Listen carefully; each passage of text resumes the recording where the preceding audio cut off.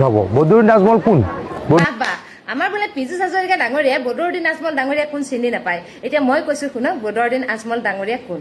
বদৰুদ্দিন আজমল ডাঙৰীয়া হৈছে এজন দানবীৰ, যিটো গুণ সকলোৰে হয়তো নাই আৰু যিটো কাম হয়তো সকলোৱে কৰিব নোৱাৰে, কিন্তু আজি বদৰুদ্দিন আজমল ডাঙৰীয়াই কৰিব পাৰিলে আৰু সেইজনে হৈছে বদৰুদ্দিন আজমল ডাঙৰীয়া। বদৰুদ্দিন আজমল ডাঙৰীয়াই বান সাহায্যৰ কাৰণে 2 কোটি টকা জনতাৰ হাতত দান কৰিলে, কিন্তু আমাৰ কোনজন বিধায়কে নিজৰ পুঁজিৰ পৰা 2 লাখ টকা পৰ্যন্ত এই জনতাৰ কাৰণে দান কৰিব পাৰিলে? আমাৰ বিধায়কসকল তেওঁলোকৰ কাষত থিয় দিয়া আমি দেখিবলৈ পাইছো, নাই দিয়া বুলি ক'ব খোজা নাই।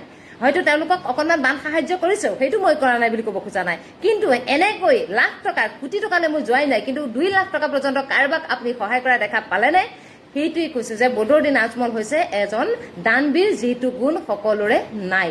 আজি বদৰুদ্দিন আজমল ডাঙৰীয়া হিন্দু মুছলিম কৰি থকা নাই, কিন্তু আমাৰ অকল হিন্দু মুছলিম কৰাটো উদ্দেশ্য যেন লাগে, কিন্তু বদৰুদ্দিন আজমল ডাঙৰীয়া হিন্দু মুছলিম কৰি থকা নাই। সকলোকে নিজৰ ভাই ককাইৰ দৰে ভাবি, সকলোকে নিজৰ আত্মীয়ৰ দৰে ভাবি সহায় কৰিবলৈ আগবাঢ়ি অহা এইজনে দানবীৰ হৈছে বদৰুদ্দিন আজমল ডাঙৰীয়া। আপুনি সেইটো কথা মনত ৰাখিব।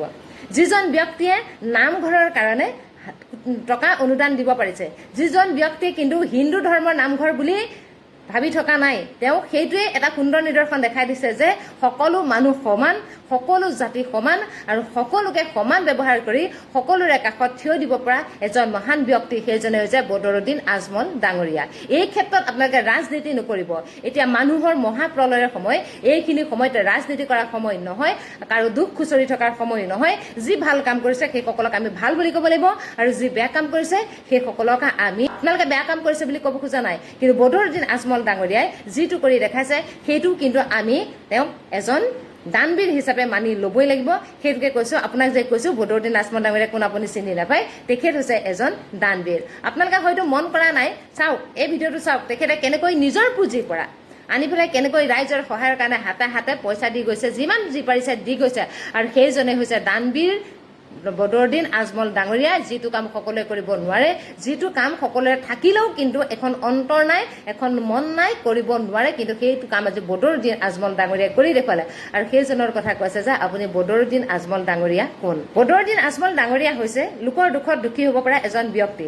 বদৰুদ্দিন আজমল ডাঙৰীয়া হৈছে নিজৰ কথা নাভাবি আনৰ সুখত সুখী হ'ব পৰা এজন ব্যক্তি, আৰু সেইজনক আপুনি কৈছে যে বদৰুদ্দিন আজমল ডাঙৰীয়া কোন।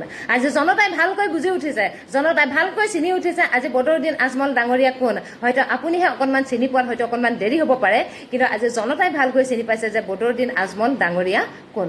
আজিতো সেই জনতাই আজি বিধায়ক লোকসকলক ভোট দি পেলাই তেওঁলোকৰ বিধায়কৰ আসনখন গ্ৰহণ কৰিবৰ কাৰণে সুযোগখন দিছিলে। আজি কিয় সেইসকল বিধায়কে তেওঁলোকৰ পুঁজিৰ পৰা লাখ লাখ টকা আনি পেলাই তেওঁলোকক অনুদান হিচাপে দিব পৰা নাই? কিয় পৰা নাই?